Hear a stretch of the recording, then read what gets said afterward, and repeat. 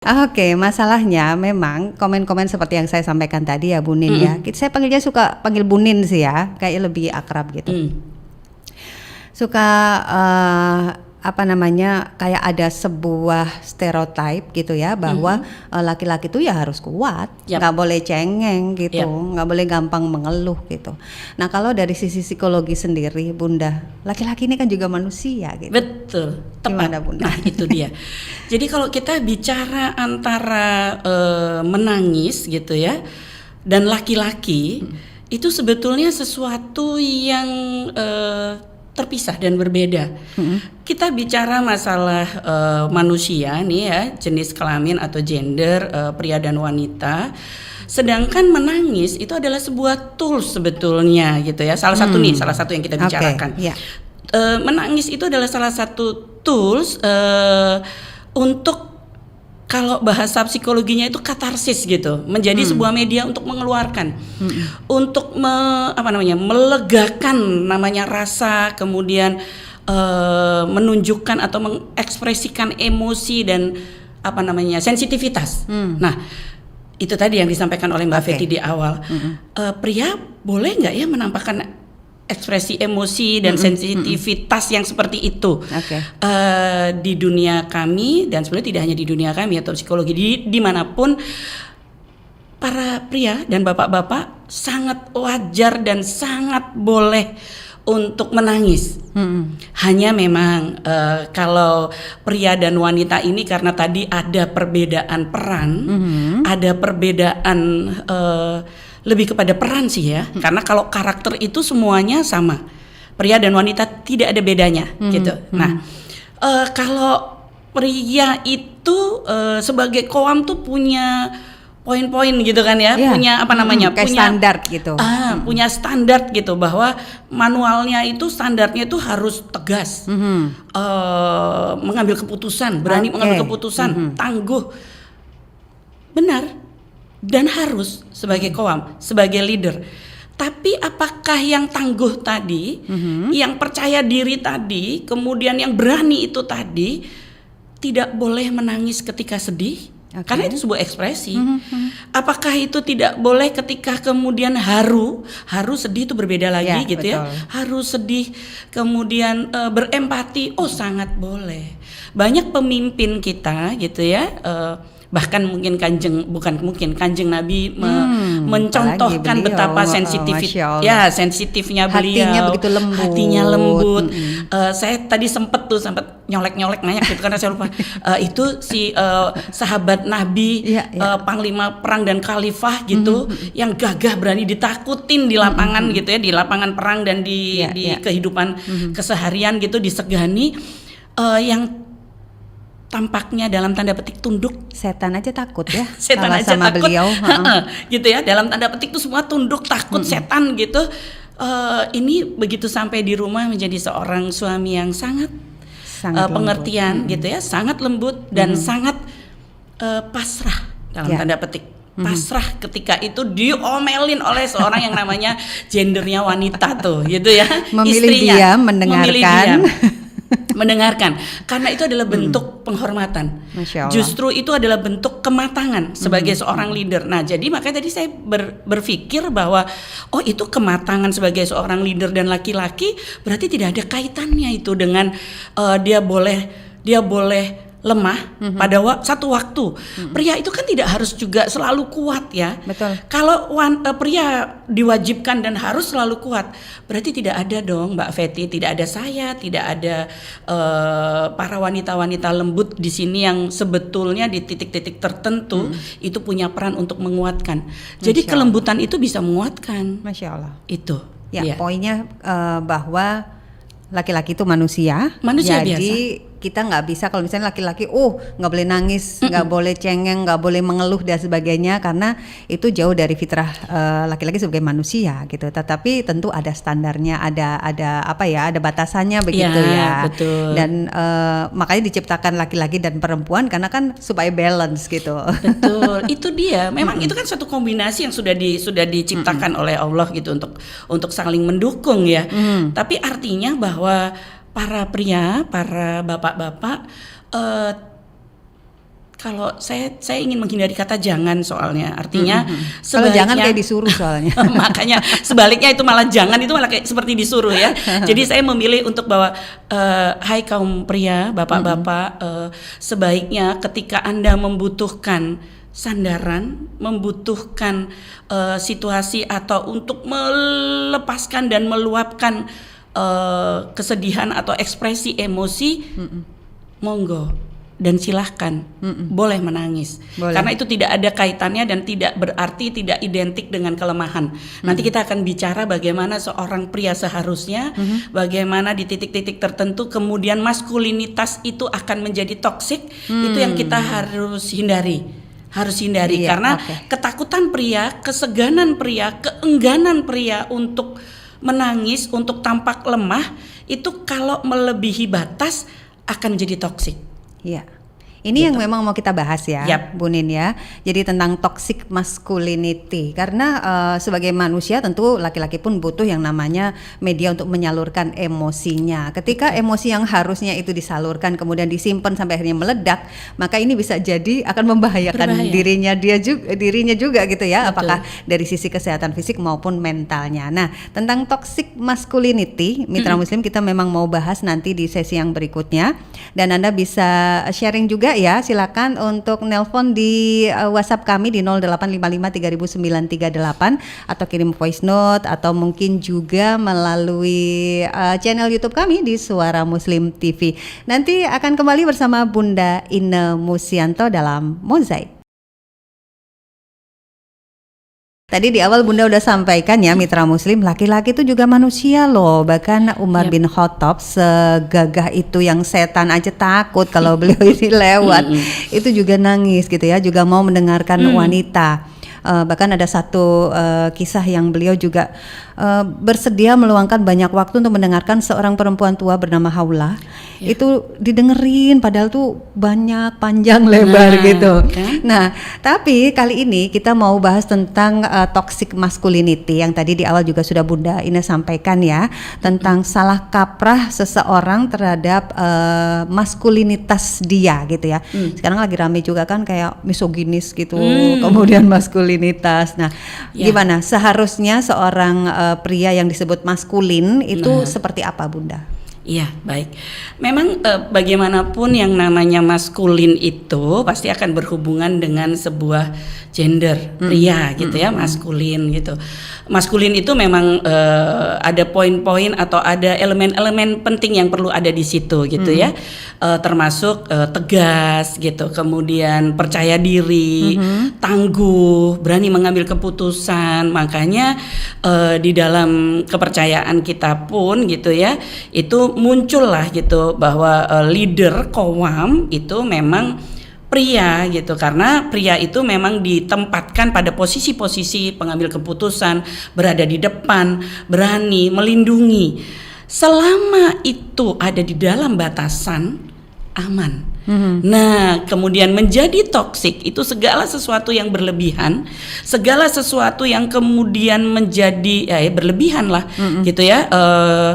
Tidak pada tempatnya itu akan menjadi justru membahayakan, menyakiti, kemudian menjadi kriminalitas justru begitu.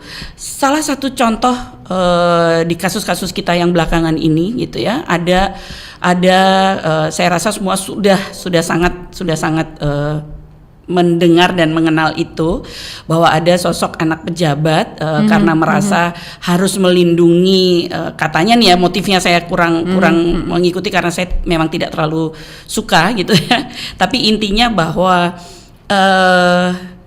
yang bersangkutan adalah merasa bahwa loh, saya kan laki-laki, saya harus melindungi nih wanita saya gitu ya, pasangan saya atau teman saya atau siapapun itu gitu. Karena kata melindungi itu dengan tidak menempatkan diri pada tempatnya, dikatakan melindungi itu ya harus kemudian memukuli sampai koma gitu si korban gitu ya. Itu masculinity gitu, toxic itu. Artinya merasa bahwa saya laki-laki nih, saya harus kebablasan, melindungi nih gitu. apa iya gitu ya cara melindunginya seperti itu gitu. Dan apakah itu pelindung gitu? Itu kriminal gitu udah itu Iya, akhirnya benar. jadi bahaya itu, tadi. Betul. Nah, kenapa banyak atau beberapa orang muda, anak muda yang dikhawatirkan untuk salah persepsi untuk melihat maskulinitas ini sendiri sebagai laki-laki itu harus bagaimana? Apakah laki-laki yang lemah lembut ini atau lembut lah bukan lemah lembut ya karena lemah ini konotasinya akan menjadi lemah lembut deh. Kanjeng Nabi itu lembut gitu, sangat lembut. Itu Masya tadi ternyata si Khalifah Umar bin Khattab ini garang di lapangan tapi dia akan lembut sangat gitu. Masya Allah. Ada banyak dari kita yang mendengar aja itu ya, itu banyak loh. Kayak gini, mendengar itu karena laki-laki kemudian mendengar apakah ini pasangannya atau istrinya atau anaknya atau bahkan itu apalagi orang lain gitu. Ini orang tua gitu ya, cuman ya. Terus lanjut, yuk. Ya, ada kan? Karena apa? Seolah-olah dikejar tidak punya waktu gitu. Bahwa ini adalah ini saya lebih sibuk nih daripada dengerin kamu gitu. Lebih baik saya bisnis. Lebih baik saya menghasilkan uang. Nah, bayangin tuh. Itu kan nilai-nilai atau value itu yang perlu kita pelajari itu. Bahwa yang namanya pelindung, yang namanya berakhlak baik itu termasuk mendengarkan, berempati, membantu dan menolong. Masya Allah. Kalau itu sudah lepas dari standar atau dari dasar itu tadi, lu nggak apa-apa. Mukulin orang kan untuk melindungi. Nah, itu kan mukuli orang kan untuk melindungi. Atau sebaliknya. Saya nih sedih banget, saya capek banget, ini saya di titik yang saya capek, tapi kalau saya pengen nangis sebetulnya, tapi kok saya malu ya, saya cowok, kenapa? Ada apa dengan pria gitu ketika menangis? Justru nanti dicoba saja ya, tapi terus jangan nangisan. Memang pria nggak boleh nangisan. Nah itu tadi yang katanya Mbak Fenty bahwa itu ada standarnya. Oke, ada batasannya. Ada batasannya. Ya? Menangis boleh, mengekspresikan emosi boleh, tapi tidak nangisan gitu ya. Tidak yang apa-apa kemudian menjadi lemah dan bersandar kepada wanitanya, ya itu juga jangan Bapak ya gitu ya. Jadi kita yang enak itu emang yang pas dan sedang-sedang saja, ada di posisi yang pas gitu. Nah, maskulinitas ini tadi kenapa hubungannya dengan misoginis? Itu eksesnya akan ke sana karena di masculinity toxic ini membuat pria ini menempatkan dirinya sebagai sosok yang lebih kuat sehingga merendahkan yang dianggap lebih lemah, yang itu notabene artinya wanita. Jadi mendiskriminasi gender gitu menetapkan di situ menjadi lemah sehingga dia bisa berbuat segala sesuatu, kemudian berekspresi segala sesuatu hingga terjadi pelecehan. Jadi bahayanya itu bukan hanya kepada laki-laki itu sendiri tapi juga kepada bisa sama pasangan, sama orang lain yang mungkin juga lingkungannya gitu. Karena segala sesuatu yang berlebihan tentu tidak baik ya. Jadi kalau maskulin itu adalah sikap yang tegas, kemudian pede, tangguh, berani ambil keputusan, ini tetap ada batasannya mitra muslim. Kalau berlebihan tetap akan bahaya, bahkan menyakiti dan juga kriminal gitu ya. Ini ada dari Pak Rizky Samad ya yang mengirimkan melalui WhatsApp.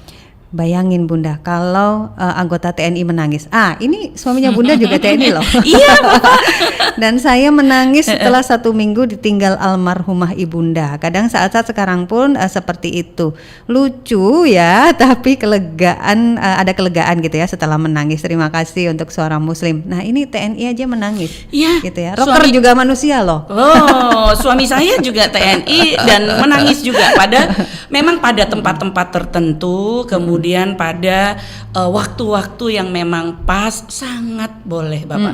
Bisa dibayangkan kalau TNI kok nangis gitu. Apalagi ibunya meninggal kok menangis. Ibu meninggal ya. Kalau nggak menangis Bapak harus datang justru kepada biro saya. Jangan-jangan malah ada depresi. Sesuatu betul. Itu justru hatinya keras dan kita tidak boleh berhati keras gitu. Makanya kita kenapa harus istighfar, harus betul, justru supaya kita lembut Bapak. Dan Masya Allah. TNI menangis boleh, tapi memang tidak di tempat atau sembarang tempat dan sembarang situasi. Betul, jadi segagah TNI aja juga nggak apa-apa nangis gitu ya, apalagi ibu meninggal gitu, Masya Allah. Nah, hal-hal yang Bunda sampaikan tadi Bunda, apakah sebuah maskulinitas ini kan memang sikap yang memang harus dimiliki oleh laki-laki, Yap. tetapi tetap ada batasannya juga. Artinya berlebihan apa kurang atau lebih itu juga akan Nggak bagus, ya. tidak bagus gitu.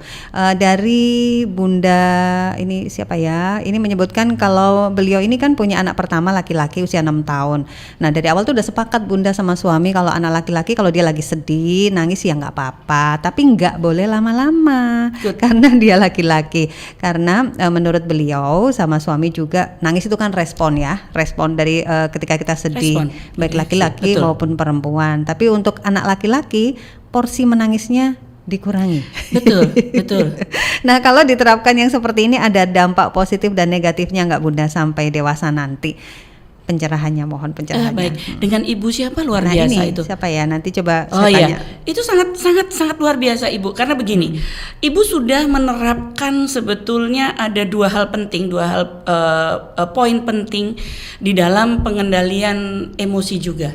Jadi para ibu-ibu saya juga menyarankan sangat bagus sekali ibu dan bapak untuk mendidik, untuk melatih anak-anak mengenali emosinya. Justru itu yang harus dilakukan.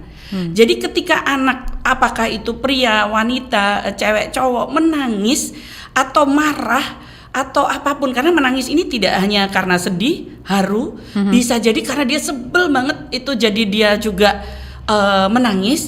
Nah, itu yang perlu kita latih untuk mengenali. Jadi dan itu bagus sekali di usia 0 sampai 6 tahun, 0 sampai 7 tahun itu adalah saat-saat di mana kita mengenali situasi, emosi, gitu ya, karakter kita itu bagus sekali. Sehingga nanti kalau misalnya seperti ini ya kondisinya, anak menangis, kemudian kita tanya, "Mas, kenapa Mas nangis?" Gitu. Atau biasanya kita biarkan dulu Ibu, kita biarkan dulu untuk yang kali-kali yang pertama awal-awal kita biarkan sampai puas gitu. Karena ketika itu belum puas kita stop atau kita tanya, itu bisa jadi tantrum, bisa jadi dia justru emosinya berlebihan. Nggak apa-apa, nangis dulu gitu ya, tapi disampaikan, "Mas, kalau mau nangis di sini, nanti kalau sudah cukup nangisnya temuin Bunda, temuin Umi," gitu. Karena Umi belum bisa bicara. Pojok untuk menangis gitu ya. Itu lebih baik. Mau itu pojok, mau itu kamar, itu lebih baik. Jadi dia tahu bahwa oh disinilah tempatku gitu untuk untuk mencurahkan. Baik. Jadi dia tahu juga bahwa kalau itu di depan umum, itu di depan ini juga sepertinya bukan sesuatu yang menyenangkan bagi lingkungan, bagi sekitar, maka dia boleh kalau pengen nangis boleh ini di sini, di kamar. Nanti kalau sudah lega, temui Bunda.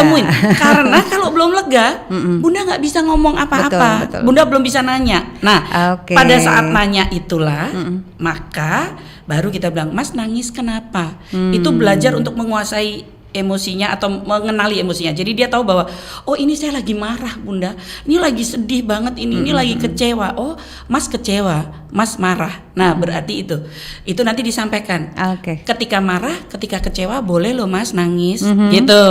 Tapi ya gitu nanti nangisnya udah oh cukup ya, nanti kalau kelamaan capek kan. Gitu. Begitu bagus. Bunda Erin ya. Jadi tadi Bunda Erin yang mengirimkan, insya Allah keren banget apa yang diterapkan oleh Bunda Erin dan suami kepada anak laki-laki. Insya Allah memang tepat begitu ya. Tetapi kita tetap harus menyampaikan batasan-batasannya juga kepada anak-anak. Nanti disambung lagi ya, Mitra Muslim, kita mau sambung lagi tentang toxic masculinity ini dan juga laki-laki boleh kok nangis. Nah, Anda boleh sharing juga, telepon juga boleh di 0855 3938 atau langsung aja komen di channel live Suara Muslim TV. Terima kasih ya. Nanti disambung lagi dalam Mosaic bersama saya Fitri Aisyah dan Bunda Ine Musianto. Kalau tadi di awal laki-laki itu boleh nangis nggak? Boleh. Boleh mengeluh? Boleh. Tapi semua ada batasannya begitu ya. Karena kalau terlalu toxic masculinity, terlalu toxic aja nggak pakai terlalu udah bahaya ya. Toxic masculinity ini justru membahayakan, bahkan bisa menyakiti, kemudian juga bisa mengarah kepada kriminalitas. Ini ada yang menarik yang ditanyakan oleh Bunda hamba Allah ya. Untuk anak laki-lakinya yang oleh ayahnya itu tidak boleh melakukan pekerjaan wanita. Gimana Bunda? Jadi nggak boleh banget gitu. Pokoknya yang serba pekerjaan wanita nggak boleh. Gimana? Iya. Ini saya agak sulit untuk menjawabnya, betul. Saya Ini sulit. termasuk toxic masculinity nggak? Betul. Salah satunya itu mengarah, ya, itu mengarah. Karena apa? Bahwa itu yang kenapa saya merasa agak cukup sulit untuk menjawabnya. Karena sebetulnya di Islam sendiri itu justru menyampaikan sebetulnya dan mengajarkan nilai-nilai bahwa pria ini juga bisa melakukan dan bahkan disarankan untuk melakukan pekerjaan rumah tangga, termasuk pekerjaan wanita. Ada selalu ustadz saya yang saya kagumi sekali beliau, Ustadz Yahya dari UIN Malang, dokter ya, dokter ya. Saya nggak tahu apakah beliau sekarang sudah profesor, tapi dokter itu salah satu yang saya kagumi sekali. Beliau sempat meminta maaf kepada kami jamaahnya waktu itu forum, karena beliau bilang saya harus masak dulu sebelum berangkat ke sini. Itu saya langsung terhenyak. Itu Ustadz, doktor. Jadi secara profesional, secara keilmuan beliau luar biasa. Saya suka sekali ya, Mbak Fetty sudah pernah ketemu ya. Beliau tahu sangat ini sekali, pandai sekali, kelihatan sekali gitu bahwa beliau cerdas. Tapi beliau dengan tidak malu-malu mengatakan, mohon maaf ya karena tadi saya harus mencuci baju dan masak dulu. Pertanyaan kita, istri Ustadz kemana ya? Gitu.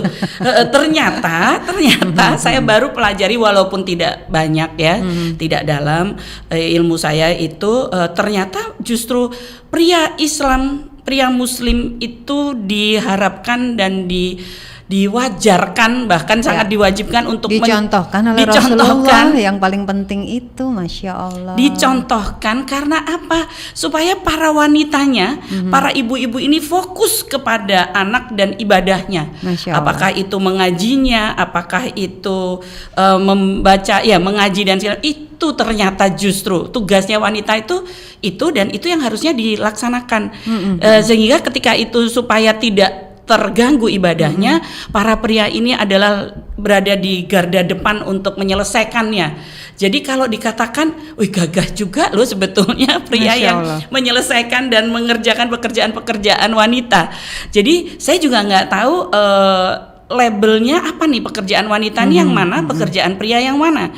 Karena ternyata sekarang wanita yang ada di lapangan mengendarai alat berat dan mengendalikan atau menjalankan alat berat itu banyak loh Pak. Insinyur wanita kita kalau dulu offshore gitu ya, sebelum computerized, offshore-nya itu lebih banyak manualnya, itu sudah ada wanitanya. Apalagi sekarang offshore atau kilang minyak yang ada di sekarang ini sudah didukung oleh teknologi yang lebih maju, mungkin lebih memudahkan. Tapi itu ada dan dilakukan. Jadi kalau saya memang sebaiknya melabeli pekerjaan dan aktivitas itu kok tidak kami sarankan ya, tidak menjadi sebuah ini, karena justru nanti akan dampaknya akan tidak bagus Ibu. Jadi nanti kalau dibilang bahwa laki-laki nggak boleh masak loh ya, laki-laki nggak boleh bersih rumah loh ya, kalau itu memang yang dilabelin sebagai wanita nih gitu ya. Terus apalagi yang nggak boleh? Nyuci, masak, bersih-bersih, ngepel, mengasuh anak, menggendong anak. Nanti Rasulullah lakukan itu semua. Lakukan itu semua, dan ketika nanti kita tidak terlibat dalam pengasuhan anak, kita tidak menggendong ke pengasuhan anak, itu justru akan menjadi fatherless. Nanti anak akan tidak mengerti bahwa ini bukan pekerjaan saya, ini bukan pekerjaan bapak. Pekerjaan bapak hanya mencari uang dan uang ya, mencari memberi nafkah. Ternyata tidak. Justru di Islam itu peran penting adalah wanita ada di pria. Anak, gitu ya. Qawam dan leader itu justru memberikan dan menanamkan value of life atau life value itu adalah tugas dari para bapak. Masya Allah, tugasnya memang berat loh para itu bapak. Berat. Jadi makanya kalau ketika burn out atau stuck gitu boleh untuk cari tempat bersandar gitu. Boleh, karena ada banyak yang manja juga bahwa dan itu sangat boleh, tapi tidak di depan umum Bapak gitu ya. Misalnya Ibu Dek, sayang, siapa itu panggilan sayang gitu. rebahan dan tidur di pangkuan istri, minta dielus-elus rambutnya dan dipijitin, boleh loh. Lemah? Masya Allah, Tidak. Itu yang dicontohkan juga lah Rasulullah ketika dalam kondisi beliau yang sangat tekanan sangat berat ketika awal-awal berdakwah, Khadijah lah, Bunda Khadijah lah yang menenangkan begitu ya. Pada saat itu kanjeng Nabi juga menangis dan menggigil karena ketakutan. Apa yang dilakukan? Ditenangkan oleh Bunda Khadijah. Masya Allah, Masya Allah. Dan itu tidak menjadikan beliau lemah gitu. Beliau adalah pemimpin terkuat dari kita. Jadi teringat tadi sempat ini disampaikan juga oleh V ya ketika kemarin Fikih Muslimah bersama Ustazah Holilia bahwa pekerjaan itu tidak bergender gitu. Kalau wanita melakukan pekerjaan yang dikenal oleh masyarakat umum sebagai pekerjaan wanita, itu ladang pahala bagi wanita. Betul. Masya Allah ya. Jadi waktu itu memang bahas tentang kedudukan ibu dalam Islam, Masya Allah. Tapi kali ini kita mau fokus lagi ya untuk bapak-bapak nih boleh untuk mengeluh, untuk menangis, tapi tentu ada batasannya juga. Ini juga yang disampaikan oleh Ibu Sugiharti di Purwakarta ya. Beliau sampaikan hampir sama dengan apa yang disampaikan oleh Bunda Erin tadi. Anaknya laki-laki usia 4,5 tahun. Nah sebelumnya tuh pernah anak saya itu kecewa karena mainan kesukaannya rusak. Nangisnya sampai 2 hari saking sedih sama kecewa. Nah saya sama suami itu sounding selama 2 hari, yang dirasakan sekarang itu namanya sedih dan kecewa. Oh artinya mengenalkan gitu ya. Menangis tuh nggak apa-apa, tapi kamu yang ikhlas ya gitu katanya. Nah jadi ini ternyata dampaknya positif gitu Bunda. Dampaknya positif artinya ketika itu dikenalkan bahwa yang dia rasakan itu sedih dan kecewa, maka dia lain kali juga mengenali pengenalan emosi itu menjadi penting di 0 sampai 7 tahun pertama itu menjadi penting. Dan bagaimana bisa diluapkan kemudian bisa dikeluarkan itu sangat menjadi penting untuk sehat mental. Justru nanti kalau itu tidak dikeluarkan, itu ditahan karena malu dan tidak boleh, itu menjadi, kalau orang bilang sekarang tuh kena mental. Itu sekarang banyak istilah, ada kena mental, ada apa ya, dan itu yang terjadi gitu Mbak Fetty. Awareness sama kesehatan mental memang penting ya mitra muslim, tapi kalau misalnya kita terlalu berlebihan juga, pokoknya jangan berlebihan aja gitu ya, apapun jangan berlebihan. Terlalu maskulin itu juga bisa membahayakan untuk kesehatan mental, tapi terlalu banyak mengeluh itu juga bahaya juga. Nah nanti disambung lagi di sesi yang terakhir Bunda dan juga mitra muslim, ada sharing juga dari Ibu Umi, nanti akan saya bacakan setelah jeda. Tetap di Mozaik bersama Bunda Ine Busyanto. Kalau tadi Bunda Ina kan sampaikan seperti apa yang disampaikan oleh Ustadz Yunus tadi. Ustadz Yahya, Masya Allah. Ustadz Yahya tadi ya. Kalau kita aplikasikan dalam kehidupan kita sehari-hari di rumah gitu, anak juga pasti melihat kan, Bu Nin? Melihat bahwa bagaimana ayahnya memperlakukan ibunya. Dan itu akan berpengaruh juga dengan bagaimana dia memperlakukan istrinya. Itu poin yang sangat menjadi penting sekali gitu. Bahwa memang anak-anak yang dibesarkan dengan bentuk lemah lembut, saya lebih setuju lembut deh, dengan kelembutan gitu ya, dengan kebijakan dan nilai-nilai seperti Ustadz Yahya, saya yakin insya Allah itu ya, bahwa anak-anaknya akan tumbuh juga menjadi anak-anak yang menghargai wanita, akan menghargai ibunya, menghargai pasangannya. Makanya kenapa kok banyak kita dengar ya, wanita-wanita ini, cewek-cewek muda ini, wanita-wanita muda akan bilang bahwa saya pilih dia karena dia cinta keluarganya. Kenapa? Karena kalau dia cinta keluarganya, maka dia akan cinta dan memperlakukan saya seperti dia mencintai dan menyayangi keluarganya. Jadi itu juga salah satu bukan berarti kalau dia deket sama ibunya malah dibilang anak mama, jangan. Betul, jangan. Tapi juga para pria, nah itu tadi ada batasnya tuh kan, Mbak Fetty, bahwa segala sesuatu tidak boleh berlebihan. Jadi kalau itu tidak mengagungkan ibunya, dan kemudian apa-apa yang pasti benar adalah ibunya, yang pasti betul, anak pria itu bertanggung jawab untuk melindungi ibunya, untuk menyayangi ibunya, dan menjadi tanggung jawabnya betul. Tapi juga karena leader, as a qawam itu perlu kebijaksanaan gitu ya, perlu kematangan, perlu untuk memahami secara proporsional. Itu adalah peran-peran yang perlu atau posisi-posisi yang perlu dipelajari juga, bahwa istri atau anak-anak atau keluarganya adalah orang-orang dan yang perlu dia juga dukung, yang perlu dia lindungi, yang perlu juga dia sayangi. Jadi nggak boleh kita sebaiknya ya sebaiknya. Tapi di Al-Quran banyak loh, jangan itu banyak. Karena boleh. beda. Jangannya itu karena yang berbicara itu yang kita, punya ya? hidup, betul. Itu yang punya hidup kita, maka berhak untuk mengatakan itu. Tapi kalau saya sebagai manusia itu bisa malah justru mengarahkan gitu. Ini kalau manusianya itu jangan, itu malah jadi dilakukan gitu ya. Jadi itu tadi bahwa apa tadi Mbak Fetty yang penting itu bahwa rasa atau kemampuan untuk adil, untuk bijaksana, untuk melihat proporsional itu perlu dimiliki oleh leader. Dan kalau laki-lakinya sebagai leader, sebagai qawam, maka itu perlu menempatkan bahwa semuanya adalah hal penting dalam kehidupannya ibu, istri, dan anak-anaknya. Itu menjadi dua hal penting yang semuanya harus diutamakan, semuanya harus disayangi, dan semuanya harus dirangkul dengan pas dan baik. Segala sesuatu itu memang kalau berlebihan, lebih kepada ibu ya pasti akan ada dikorbankan di pihak ini. Lebih kepada keluarga atau istri ya pasti ibunya yang nanti akan. Sebaiknya kita berikannya proporsional. Adil.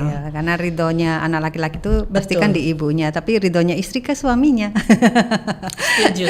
Oke, jadi terakhir yang harus di-highlight nih Bu Nin, berkaitan dengan toxic masculinity, berkaitan dengan laki-laki itu boleh nggak sih kalau dia misalnya butuh penyaluran untuk rasa sedihnya, emosionalnya, boleh nangis gitu.